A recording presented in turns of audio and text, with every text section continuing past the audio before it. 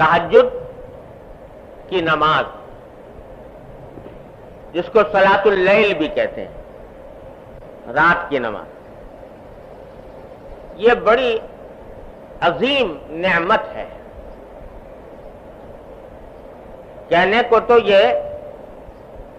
فرض یا واجب نہیں ہے، اللہ تعالیٰ نے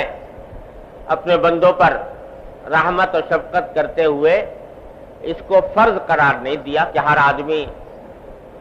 کے ذمہ لازم ہو کہ وہ ضرور تہجد پڑھے اور ضرور رات کی نماز پڑھے۔ اگر ایسا کر دیتے تو ہم جیسے کمزور لوگ پتہ نہیں کہاں جاتے۔ اللہ تعالیٰ نے فرض لازم تو نہیں کیا، لیکن سنت بنایا اس کو، اور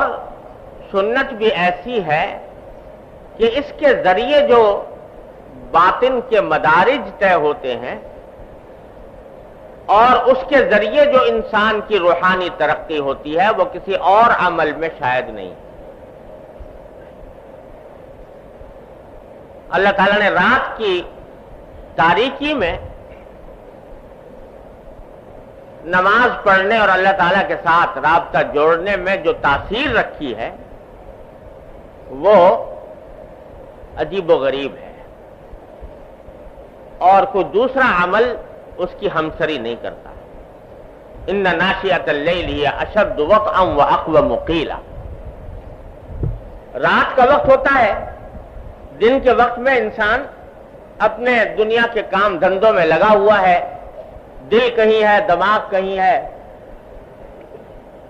خیالات منتشر ہیں، اور کبھی کوئی بیچ میں حائل ہو گیا، کبھی کوئی بیچ میں حائل ہو گیا، یہ سلسلہ چلتا رہتا ہے۔ لیکن رات کی تاریکی میں جب اللہ جل جلالہ سے رابطہ جوڑا جاتا ہے تو اللہ تبارک و تعالی اس وقت خصوصی فضل و انعام فرماتے ہیں۔ ایک حدیث میں ہے کہ رسول کریم سرور عالم صلی اللہ علیہ وسلم نے ارشاد فرمایا کہ جب رات کا 1/3 حصہ گزر جاتا ہے تو اللہ جل جلالہ آسمان دنیا پر نزول فرماتے ہیں، اور ان کی طرف سے یہ اعلان عام ہوتا ہے کہ ہے کوئی مغفرت طلب کرنے والا جس کی میں مغفرت کروں، ہے کوئی رزق مانگنے والا جس کو میں رزق دوں، ہے کوئی جو مبتلا آزار ہو، مصیبت میں مبتلا ہو، جس کو میں عافیت عطا کروں۔ اللہ جل جلالہ کی طرف سے یہ اعلان ہو رہا ہوتا ہے پہلے 1/3 رات گزرنے کے بعد مسلسل یہ اعلان اللہ تعالیٰ کی طرف سے جاری رہتا ہے صبح تک۔ تو گویا اللہ جل جلالہ کی خصوصی رحمت متوجہ ہوتی ہے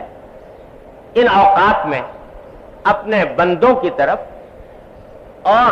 جو بندے اس وقت میں اللہ جل جلالہ سے اپنا رابطہ جوڑتے ہیں اور تعلق قائم کرتے ہیں وہ اللہ تعالیٰ کی ان رحمتوں کے سزاوار ہوتے ہیں۔ بڑا قیمتی وقت ہے جو اللہ تبارک و تعالیٰ نے یہ رکھا ہے، اور اس رات کی نماز میں بڑی ہی عظیم فضیلت رکھی ہے۔ اور آپ صحابہ کرام کو چونکہ نماز فرض نہیں تھی، تہجد کی نماز فرض تو تھی نہیں کہ آپ اس کی فرائض کی طرح تاکید فرماتے، لیکن ترغیب دیتے تھے رات کی نماز۔ چنانچہ ایک حدیث میں آتا ہے کہ حضرت عبداللہ بن عمر رضی اللہ تعالیٰ عنہ جو حضرت فاروق اعظم کے صاحبزادے ہیں، یہ اپنا واقعہ بیان کرتے ہیں کہ میں دیکھتا تھا کہ بہت سے لوگ رسول کریم صلی اللہ علیہ وسلم کی خدمت میں آ کر اپنے خواب بیان کیا کرتے تھے۔ فجر کے بعد جب حضور تشریف فرما ہوتے مسجد میں تو لوگ آ کر بیان کرتے ہیں کہ یا رسول اللہ میں نے آج رات میں یہ خواب دیکھا، آج رات میں یہ خواب دیکھا۔ اور بعض اوقات رسول کریم صلی اللہ علیہ وسلم ان خوابوں کی تعبیر بھی بیان فرماتے تھے کہ اس خواب کی یہ تعبیر ہے، اس خواب کی یہ تعبیر ہے۔ تو حضرت عبداللہ بن عمر رضی اللہ عنہ فرماتے ہیں کہ میرے دل میں بھی آرزو پیدا ہوئی کہ میں بھی کوئی خواب دیکھوں اور حضور اقدس صلی اللہ علیہ وسلم سے اس کی تعبیر معلوم کروں، لیکن میری نیند ایسی تھی کہ مجھ کو خواب نہیں آتے تھے نیند میں، لیکن تمنا یہ ہوتی تھی کہ جیسے اور لوگ خواب بیان کر رہے ہیں تو میں بھی بیان کروں اور میری بھی تعبیر حضور علیہ السلام عطا فرمائیں۔ تو فرماتے ہیں اسی تمنا میں ایک رات میں سویا تو میں نے خواب دیکھا، اور اس خواب کی تفصیل انہوں نے روایت میں بیان کی کہ یہ دیکھا۔ خلاصہ اس خواب کا یہ ہے کہ دو فرشتے جیسے آئے اور مجھے لے گئے، اور ایک رسی تھی وہ آسمان کی طرف جا رہی تھی، اور انہوں نے مجھ سے کہا فرشتوں نے کہ تم اس رسی کو پکڑ کے اوپر چڑھ جاؤ۔ یہ خواب میں نے دیکھا تو مجھے بڑی خوشی ہوئی کہ آج مجھے موقع ہوا ہے کہ میں رسول کریم صلی اللہ علیہ وسلم سے خواب بیان کروں اور اس کی تعبیر لوں، لیکن براہ راست نبی کریم صلی اللہ علیہ وسلم کی خدمت میں حاضر ہو کر خواب بیان کرتے ہوئے مجھے کچھ جھجک سی ہوئی کہ خود بیان کروں۔ ام المومنین حفصہ رضی اللہ تعالی عنہا، تو میں نے ان سے ذکر کیا کہ میں نے آج رات یہ خواب دیکھا ہے، اور تمہیں اگر کسی وقت موقع ملے تو حضور اقدس صلی اللہ علیہ وسلم کو یہ خواب بیان کر کے آپ سے تعبیر معلوم کرنا اس کی۔ تو کہتے ہیں حضرت حفصہ نے نبی کریم صلی اللہ علیہ وسلم سے میرا خواب بیان کیا۔ بعد میں نے ان سے پوچھا کہ کیا جواب دیا رسول کریم صلی اللہ علیہ وسلم؟ تو حضرت حفصہ نے کہا کہ میں نے رسول کریم صلی اللہ علیہ وسلم سے آپ کا خواب بیان کیا تھا، تو اس خواب کو سن کر رسول کریم صلی اللہ علیہ وسلم نے فرمایا کہ نعم الرجل عبداللہ ابن عمر۔ دو جملے فرمائے، ایک جملہ یہ کہ عبداللہ ابن عمر بڑا اچھا آدمی ہے، عبداللہ ابن عمر بڑا اچھا آدمی ہے، اور پھر دوسرا جملہ فرمایا لو کان یصلی من اللیل، کاش کہ وہ رات کو بھی نماز پڑھا کرے۔ اچھا آدمی ہے لیکن کاش کہ وہ رات کو بھی نماز پڑھا کرے۔ حضرت عبداللہ بن عمر فرماتے ہیں کہ اس وقت تہجد کی نماز پڑھنے کا عادی نہیں تھا، رات کو پڑھتا نہیں تھا، لیکن جس دن سے میں نے نبی کریم سرور دو عالم صلی اللہ علیہ وسلم کا یہ ارشاد سنا کہ عبداللہ بن عمر اچھا آدمی ہے، کاش کہ وہ رات کو نماز پڑھا کرے، تو اس دن سے الحمدللہ کبھی تہجد کے فرض اور واجب نہیں، اس واسطے اس طرح کا حکم تو نہیں دیتے جیسے 5 نمازوں کا، لیکن ترتیب دیتے تھے۔ چنانچہ اس کا نتیجہ یہ تھا کہ صحابہ کرام رضی اللہ تعالیٰ عنہ کی اکثریت رات کی نماز کی عادی تھی، اور قرآن کریم نے رات کی نماز پڑھنے والوں کی بڑی تعریف فرمائی ہے۔ کانوا قلیلا من اللیل ما یہجعون وبالاسحار هم یستغفرون۔ سورہ مزمل پوری اسی رات کی نماز کے لیے نازل ہوئی ہے۔ تو یہ ہے بڑی عظیم نعمت، اور جو شخص اللہ تبارک و تعالیٰ کے راستے پر چلنا چاہتا ہو، اپنی اصلاح چاہتا ہو، اس کے لیے یہ یوں سمجھو کہ تقریباً ضروری جیسے اعمال میں سے ہے کہ رات کی نماز کا کچھ حصہ وہ پائے، کم از کم اس کا عادی بنے۔ البتہ حضرت والا نے جو یہاں پر بات ارشاد فرمائی ہے وہ ہم جیسے کمزور لوگوں کے لیے اس نعمت سے فائدہ اٹھانے کا آسان طریقہ حضرت نے بتایا۔ نماز تہجد کی اصل وقت تو ہے آخر شب، آخری رات کا جو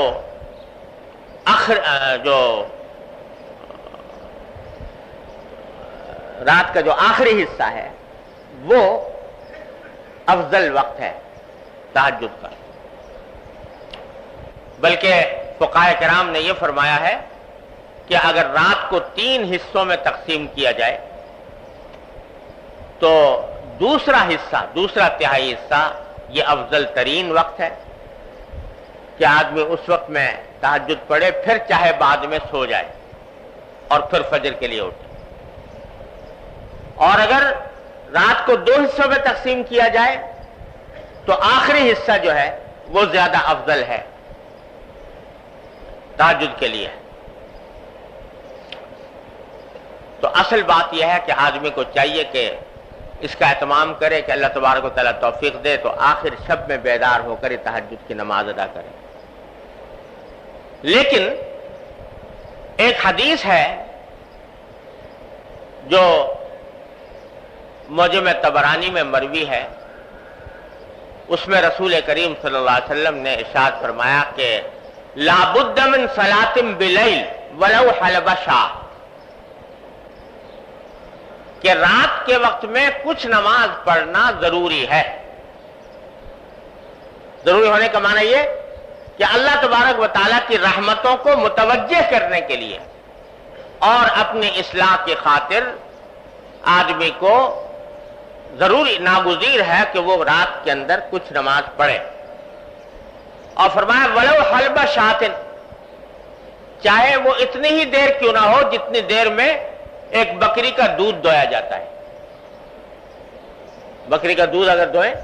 تو بہت زیادہ وقت نہیں لگتا اور جلدی دوہا جاتا ہے، کیونکہ دودھ کم ہوتا ہے بکری کا گائے اور بھینس کے مقابلے میں۔ تو مطلب کہ جتنی دیر میں بکری کا دودھ دویا جاتا ہے اتنا ہی کیوں نہ ہو، لیکن نماز رات کی نماز فرمایا لا بد من صلاۃ بلیل، ضرور ہونی چاہیے اور کسی مومن کو وہ چھوڑنی نہ چاہیے۔ پھر آگے فرمایا، یہ حدیث ہی کا حصہ ہے کہ وَمَا كَانَ بَعْدَ صَلَاةِ الْعَشَاءِ فَهُوَ مِنَ اللَّيْلِ، کہ نماز عشاء کے بعد جو بھی نماز پڑھی جائے وہ صلاۃ اللیل میں داخل ہے، تہجد کے مفہوم میں داخل ہے، جو عشاء کے بعد جو بھی نماز پڑھی جائے۔ اس حدیث میں رسول کریم سرور دو عالم صلی اللہ علیہ وسلم نے ہم جیسے کمزوروں کے لیے یہ آسانی کا راستہ تجویز فرما دیا کہ اگر سونے کے بعد اٹھنا مشکل ہو رہا ہے تو اول شب میں نماز عشاء پڑھنے کے بعد بھی اگر کچھ نماز تہجد کی نیت سے صلاۃ اللیل کی نیت سے پڑھ لی جائے تو انشاءاللہ تہجد اور صلاۃ اللیل کی برکات سے محرومی نہیں ہوگی۔ اس لیے بزرگ فرماتے ہیں کہ آدمی کو کوشش تو پوری یہ کرنی چاہیے کہ آخر شب میں اٹھ جائے، لیکن اگر اس کی عادت نہیں پڑی یا کوئی عارض درپیش ہے تو نماز عشاء کے بعد اور وتر سے پہلے اور عشاء کے بعد کچھ رکعتیں پڑھنے کا معمول بنا لے، بنیت تہجد بنیت صلاۃ اللیل۔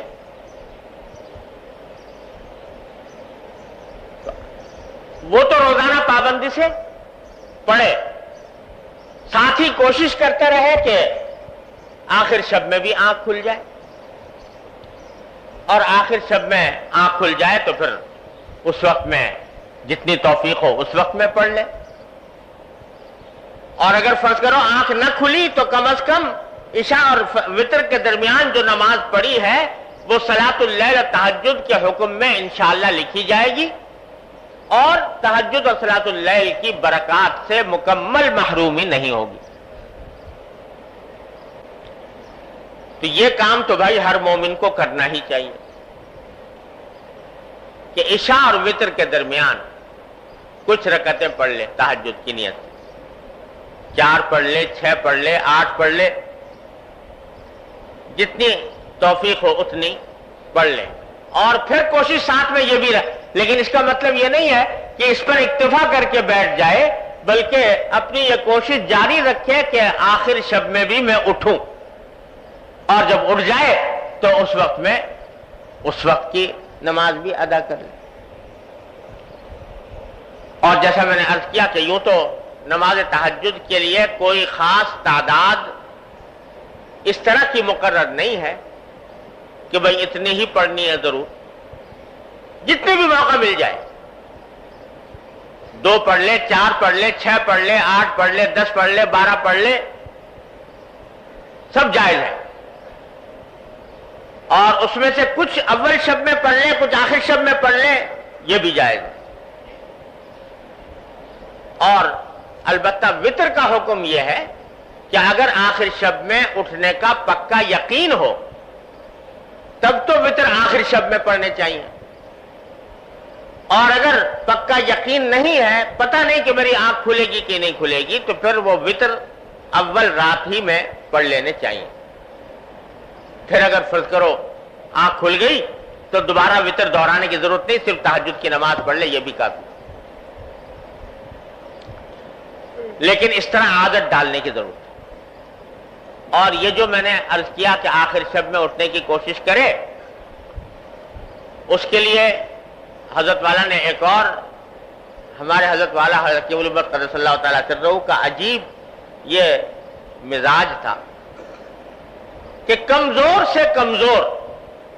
اور بے ہمت سے بے ہمت آدمی کے لیے بھی کچھ نہ کچھ نسخہ تجویز فرما دیتے تھے، کہ کوئی یہی نہیں کہ با ہمت بڑا طاقتور اور مضبوط آدمی ہو تو وہی عمل کر سکتا ہے، نہیں، جو کمزور ہیں، بے ہمت ہیں، ان کے واسطے بھی کوئی نہ کوئی آسان نسخہ ایسا تجویز فرما دیتے تھے کہ عمل کر لیں تو انشاءاللہ اس کا کچھ نہ کچھ نفع ان کو ہو جائے۔ تو حضرت نے فرمایا جن لوگوں کو آخر شب میں اٹھنے کی عادت نہیں ہے تو وہ ایک کام کر لیں۔ فرما دیتے کہ اکثر ایسا ہوتا ہے کہ رات کو سوتے سوتے کسی نہ کسی وقت آدمی کی آنکھ کھل جاتی ہے، کبھی قضاء حاجت کے لیے پیشاب وغیرہ کی ضرورت پیش آ گئی، کبھی ویسے ہی آنکھ کھل گئی تھوڑی دیر کے لیے۔ فرما دیتے کہ اس جب کہ آنکھ کھل گئی تو اس وقت تھوڑی دیر کے لیے بستر پر بیٹھ جاؤ۔ کیا تو میں نہیں کہتا کہ جاؤ جا کے وضو کرو اور نماز پڑھو، لیکن ابتدا میں جب آنکھ کھلی تو تھوڑی دیر کے لیے بستر پر بیٹھ جاؤ اور بیٹھ کر یہ سوچو کہ یہ وہ وقت ہے جس کے بارے میں حدیث میں آیا ہے کہ اللہ تعالیٰ کی طرف سے پیغام آ رہا ہے، اعلان عام ہو رہا ہے کہ ہے کوئی مغفرت مانگنے والا جس کی میں مغفرت کروں۔ تو یہ تصور کر کے تھوڑی دیر کے لیے دعا کر لو بیٹھ کے، ایک تو اپنی مغفرت کی دعا کر لو اور دوسرے اس بات کی دعا کر لو کہ یا اللہ مجھے تہجد میں آخر شب میں اٹھنے کی توفیق نہیں ہو رہی، اپنے فضل و کرم سے مجھے یہ توفیق عطا فرما دیجئے۔ فرمایا یہ دعا کرو، پڑھ کے سو جاؤ۔ حضرت فرماتے ہیں اگر اتنا ہی کر لو تو جو آدمی یہ کام کر لے گا پابندی سے تو انشاءاللہ اللہ تعالیٰ کی طرف سے اس کو توفیق ہوگی اور ضرور ہوگی انشاءاللہ، اگر پابندی سے یہ کام کر لیں۔ تو ہمارے حضرت والا حضرت قیوم الامت قدس اللہ تعالیٰ سرہ فرماتے تھے کہ حقیقت کا مزاج یہ تھا کہ وہ لوگوں کو لانے کے لیے آسان سے آسان تدبیر بتاتے تھے، جیسے دانہ ڈالا جاتا ہے نا جانور کو، تو اس طریقے سے دانہ ڈالتے تھے۔ اور تجربہ یہ ہے کہ جو شخص یہ کام کر لے گا پابندی سے، جب بھی آنکھ کھلے بیٹھ جائے چند لمحے کے لیے اور دعا مانگ لے اللہ تعالیٰ سے، انشاءاللہ وہ تہجد کی برکات سے محروم نہیں رہے گا۔ ہمارے حضرت والا حضرت ڈاکٹر صاحب قدس اللہ تعالیٰ سرہ، اللہ تعالیٰ ان کے درجات بلند فرمائے، وہ فرمایا کرتے تھے کہ میاں یہ جو انسان کا نفس ہے نا، اس نفس کو قابو میں کرنے کے لیے کبھی کبھی اس کے ساتھ تدبیر سے کام لینا پڑتا ہے۔ اور پھر اپنی مثال دینے لگے، حضرت والا اپنی مثال دینے لگے، یہ آخر دور کی بات ہے جب عمر زیادہ ہو گئی تھی، 80 سال سے زیادہ متجاوز ہو گئی تھی عمر. اور جب سے حضرت والا سے حضرت حکیم الامت قدس اللہ تعالیٰ سرہ سے تعلق ہوا تھا تو ماشاءاللہ تہجد کے عادی تھے، اور 2 گھنٹے کے اذکار کا معمول، 2 گھنٹے مسلسل اذکار میں صرف فرماتے تھے. تو پھر فرمانے لگے کہ رات میری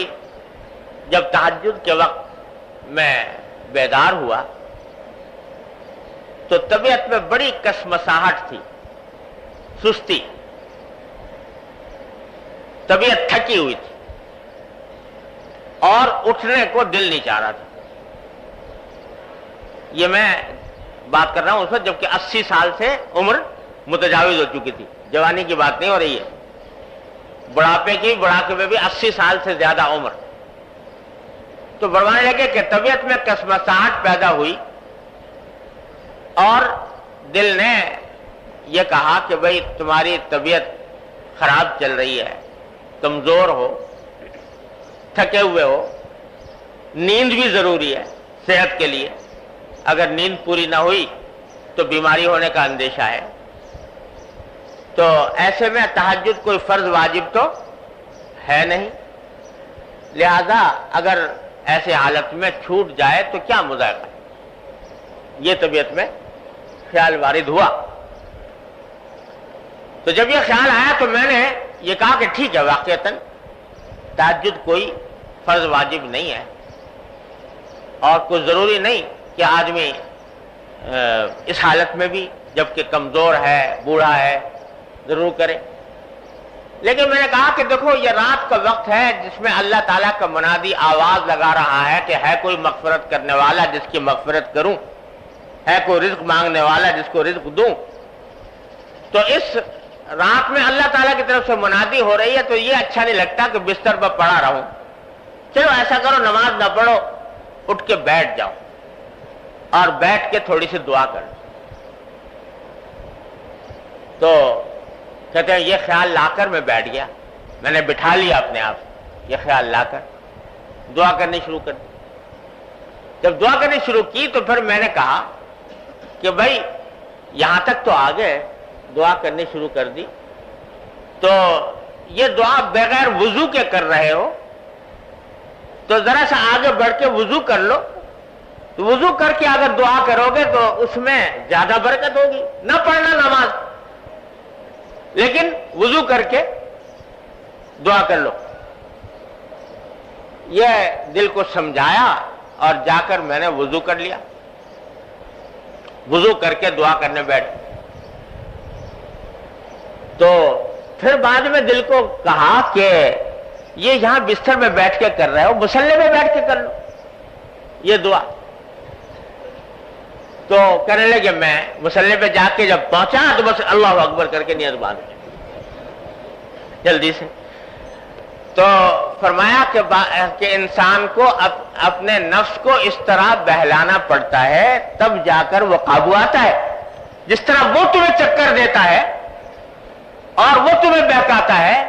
تو تم بھی اس کو چکر دو اور تھوڑا سا اس کو بہلا کر لے جاؤ، تھوڑا سا آگے بڑھاؤ. اور تجربہ یہ ہے کہ جب آدمی اپنے نفس کو اس طرح قابو کرنا چاہتا ہے تو اللہ تبارک و تعالیٰ کی طرف سے مدد بھی ہوتی ہے.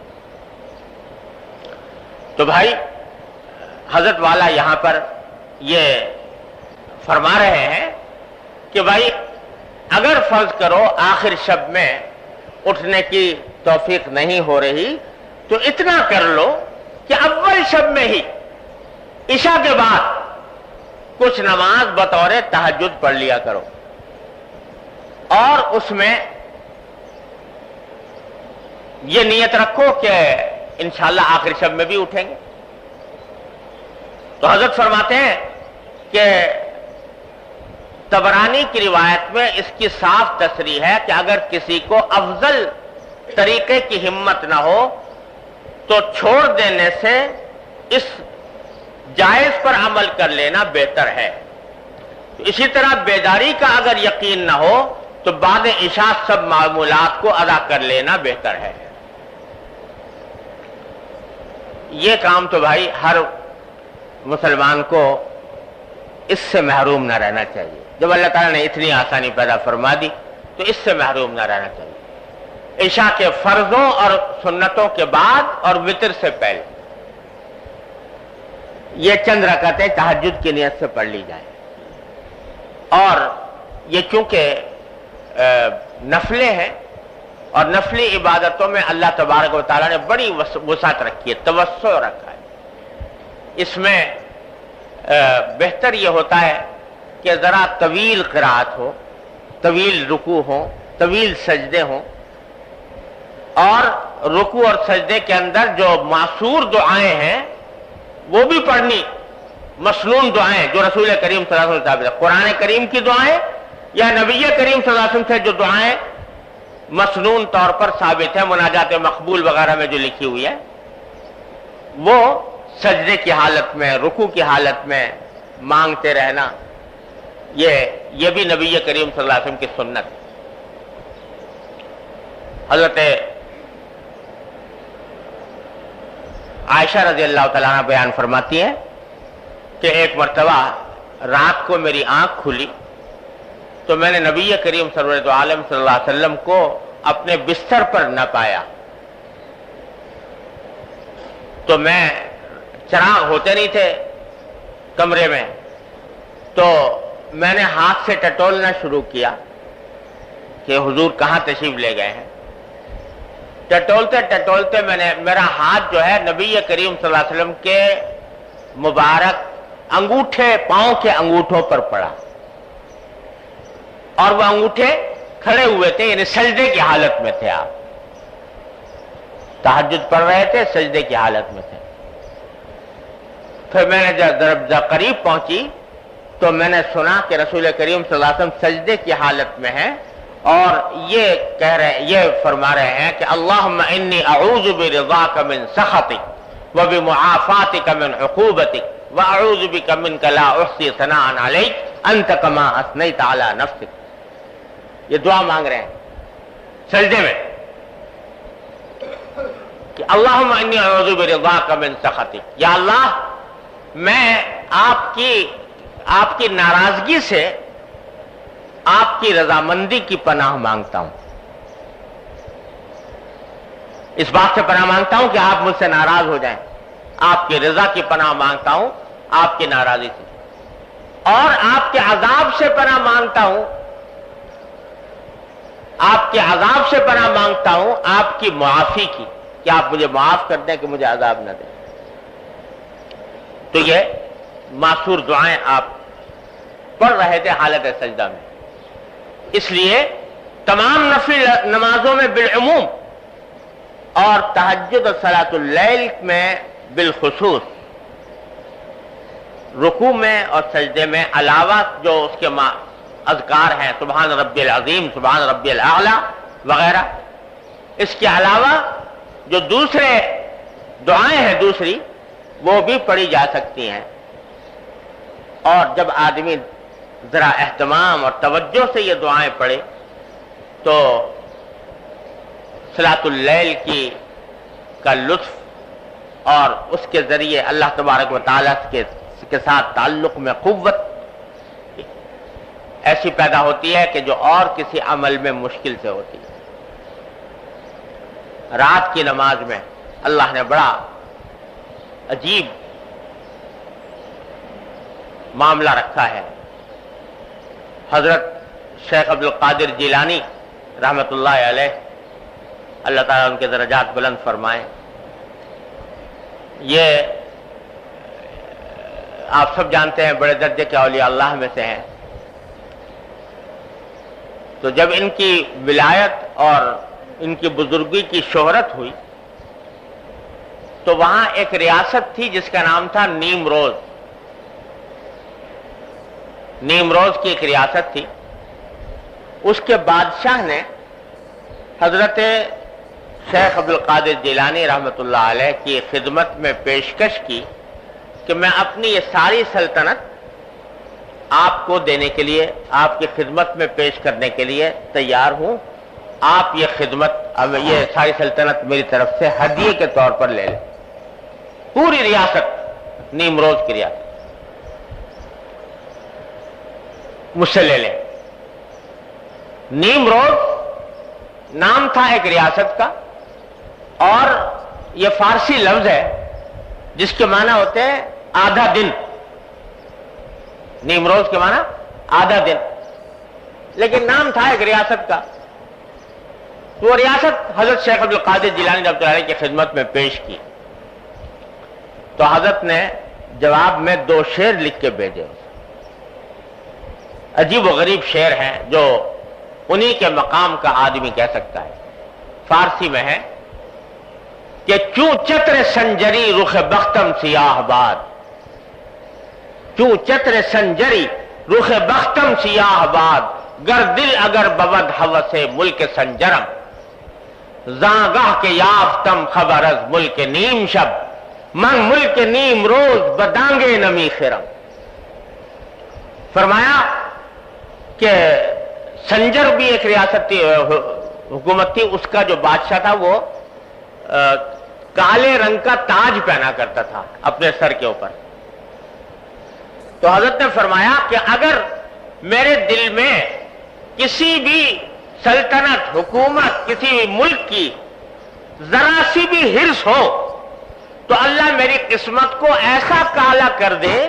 जैसे कि संजर के बादशाह का ताज काला है। संजर के बादशाह का ताज काला था, तो जिस तरह वो काला है अल्लाह मेरे मुकद्दर को वैसा काला कर दे। क्यों चत्र संजरी रुख बख्तम सियाहबाद, जस दर दिल अगर बवद हवसे मुल्क संजरम। फिर फरमाया कि जांगा के याफ्तम खबरस मुल्क नीम शब। तुम मुझे नीमरोज की सल्तनत पेश कर रहे हो, नीमरोज के माना आधा दिन। तो जब से मैंने नीम शब की सल्तनत हासिल की है, यानी आधी रात की सल्तनत, यानी तहज्जुद और सलातुल लैल, जब से मैंने आधी रात की सल्तनत हासिल की है तो मैं आधे दिन यानी नीमरोज की सल्तनत को एक दमड़ी के इवज भी खरीदने को तैयार नहीं। जो नेमत अल्लाह ताला ने मुझे सलातुल लैल में अता फरमा दी, तो अल्लाह तबारक व तआला अपने फजल व करम से उसका कुछ हिस्सा हमें भी अता फरमा दे। हजरत सुफियान सौरी रहमतुल्लाह अलैह फरमाते हैं कि अल्लाह तबारक व तआला ने हमें सलातुल लैल में जो लज्जत अता फरमाई है और उसका जो नफा अता फरमाया है, अगर दुनिया के बादशाहों को उसकी हवा लग जाए कि ये लज्जत भी हासिल होती है, तो तलवारें ले लेकर हम हमारे से मुकाबले पर आ जाए कि हम ये लज्जत हासिल करेंगे तुम्हारे मुकाबले में। तो अल्लाह तबारक व तआला ने ये नेमत अता फरमाई है रात के वक्त में अल्लाह से रुजू करने वालों को, और उसकी पहली सीढ़ी जो है वह हजरत वाला ने इस मलफूज में बयान फरमाई है। अल्लाह तबारक व तआला अपने फजल व करम से, अपने रहमत से हम सबको इस पर अमल की तौफीक अता फरमाए और सलातुल लैल की नेमत से सरफराज